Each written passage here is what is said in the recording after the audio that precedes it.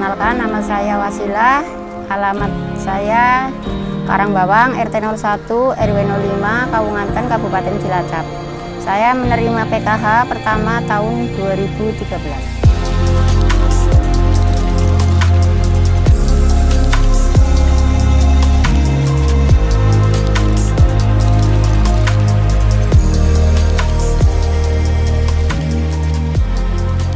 Saya punya anak 4. Ya, selama saya nerima PKH, kadang kalau kita pas lagi terima PKH itu kita pinginnya mengembangkan untuk usaha biar nggak habis sampai di situ aja. Kalau misalkan kita pas kepepet anak sekolah, kita langsung ke sekolahan. Tapi kalau misalkan anak sekolah alhamdulillah dibayar, kita buat usaha dulu. Jadi sementara ntar kalau misalkan anak yang di pondok itu telepon minta ini minta itu, jadi bisa lebih banyak kan, nggak cuma misalkan kita cuma 200, kalau kita langsung kirim kan kita cuma 200, tapi kalau kita kembangkan buat usaha, buat dagang, buat apa kan bisa nambah gitu. Jadi misalkan kita dapatnya cuma 200, kita langsung alokasiin 200, tapi kalau kita kembangkan dulu mungkin bisa 500 600 gitu. Jadi kebutuhan anak pun bisa tercover. Pada tahun 2013 saya mendampingi Bu Wasilah pertama masuk jadi peserta PKH.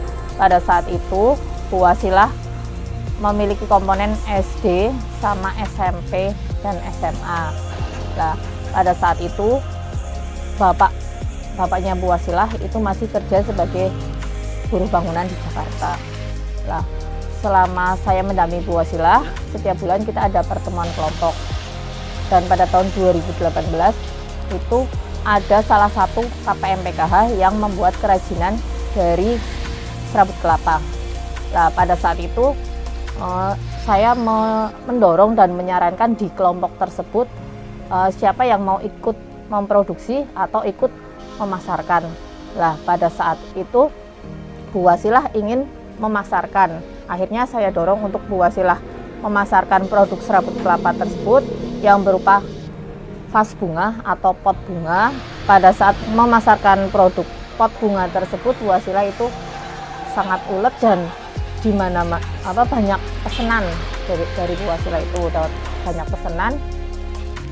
Karena saking banyaknya pesanan dari Bu Wasilah, akhirnya saya mendorong Bu Wasilah untuk memproduksi sendiri dan menjualnya sendiri, dan sampai saat ini akhirnya tahun 2019 sampai saat ini Bu Wasilah bisa memproduksi sendiri serabut kelapa tersebut dengan berbagai macam variasi, ada yang vas bunga, ada yang koko fiber ataupun kokofi.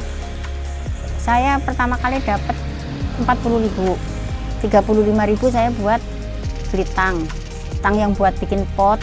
Udah jualan kedua, saya untung lagi. Waktu itu saya kalau nggak salah bawa hampir 75 pot itu, saya ada hampir 50.000 lah. Saya beli gunting besi itu kan, berarti saya udah punya satu set. Akhirnya bapaknya kan belum pulang, saya yang penting aku udah punya alat untuk kedepannya suatu saat suami saya pulang bikin pot sendiri.